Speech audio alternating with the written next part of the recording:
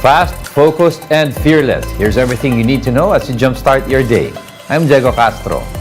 The Justice Department is optimistic that the end is near in their investigation into the Degamo murder case as authorities secure more information on the alleged mastermind. Justin Punsalang with the details. January 2024 would have been the golden anniversary of Rodelio Quiniquito and his wife Barangay Fatima Chairman Florenda. Everything was already planned, including the renewal of vows.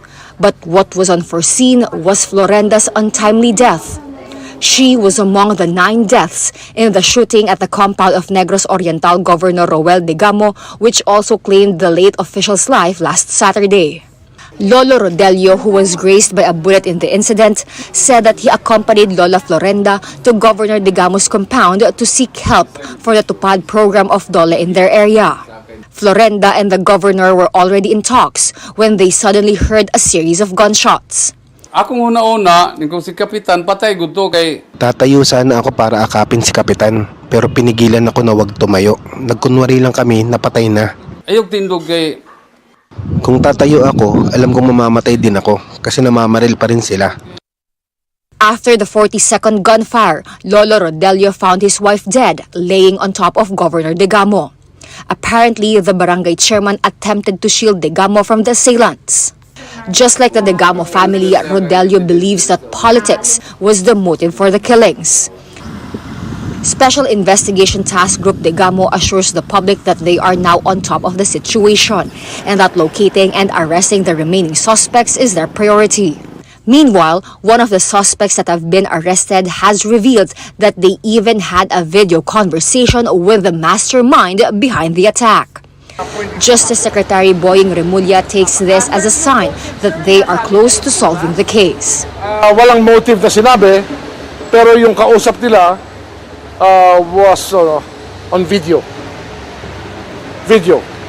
A live conversation happened on video with a person na tinuturo. I can say that the end is near. Malapit na ho itong masarado, except for that all the perpetrators have not been rounded up.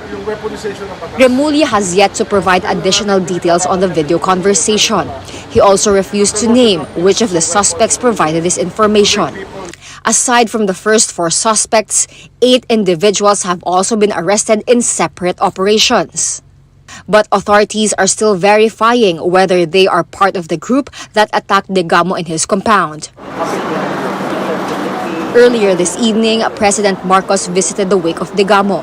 The president has earlier warned that the government will not rest until justice is served for the slain governor, who was Marcos's political ally. For News 5, Justine Punsalang. We are One News. President Bongbong Marcos also visited the wake of slain Negros Oriental Governor Roel Degamo. The president personally extended his condolences to Degamo's bereaved family. Aside from Degamo's kin, Marcos Jr. was also able to speak to the families of other casualties in the attack. It was then that the president vowed justice. Sinabi ko lang sa kanila na makakaasa sila na magkakaroon ng hustisya dito sa inyong probinsya na naging masyadong magulo na. Meanwhile, President Marcos believes the oil spill cleanup in Oriental Mindoro will take no more than 4 months. In a chance interview in Quezon City, the president noted that the extent of damage in Oriental Mindoro is not as bad as the oil spill in Guimaras back in 2006. So far, more than 70 coastal villages have been affected by the spill from the sunken MT Princess Empress. The national government has vowed to compensate fishermen whose livelihood were affected by the oil spill. Guimaras na oil spill, 4 na buwan bago na clean up eh. Siguro naman this time kasi mas bawas ng konti ang oil spill ay mas mabibilisan natin. Kahit na hindi sa 1 buwan, hindi naman siguro natin paabutin ng 4 na buwan. Kasi yung mga mangingisda hindi makapangisda ngayon, bawal mangisda. Kaya wala silang hanap buhay, pinaltan natin ng cash for work program dahil sila ngayon ang maglilinis. We'll be back with more stories after the break. Keep it here on One News.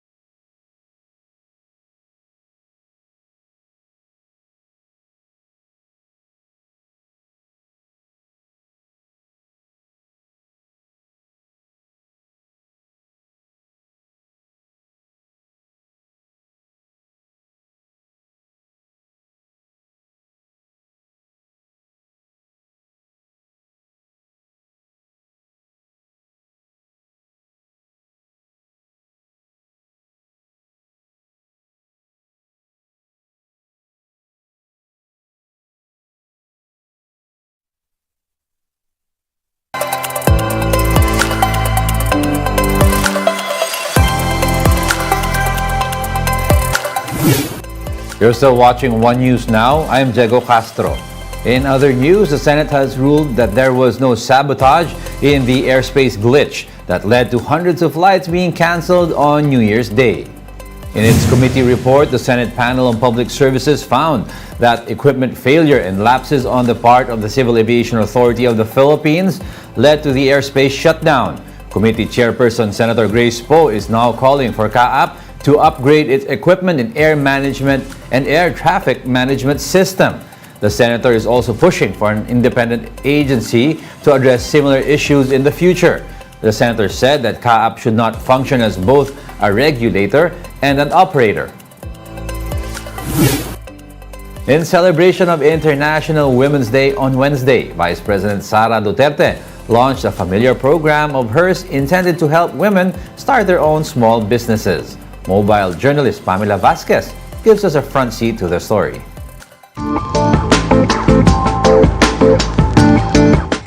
Hope for women to rise and start a business. That was the emphasis given by Vice President Sara Duterte during the launch of Magnegosyo Taday, a livelihood program in San Pedro, Laguna. In her speech, Duterte said that through livelihood, people would be encouraged to work harder and become more motivated to face their challenges in life. Layunin ng Magnegosyo Taday na matugunan ang kakulangan ng hanap buhay at dagdag na kita ng ating mga kababayan sa mga komunidad na mataas ang insidente ng kahirapan at tumutulong sa pagbuo ng palusok at masiglang ekonomiya sa ating mga komunidad. The Vice President's program, which she first started back when she was mayor of Davao City, aims to provide livelihood opportunities to marginalized women in the province, such as single parents, PWDs, unemployed, and others. Also, in her speech, Duterte cited the poverty incidence in the Philippines, which rose to 18.1% in 2021 based on data from the PSA. This translates to nearly 20 million Filipinos who live below the poverty threshold of about 12,000 pesos per month for a family of 5.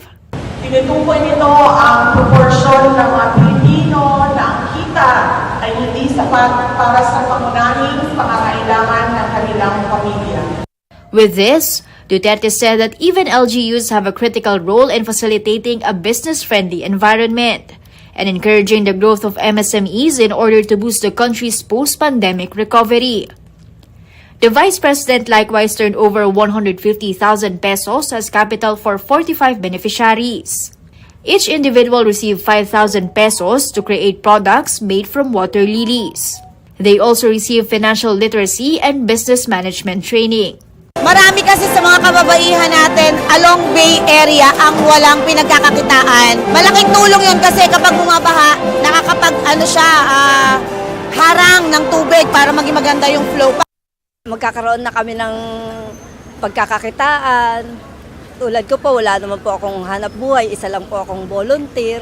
Pagbubutihan po namin para po mapalago ito. Mobile journalist Pamela Vasquez, We Are One News.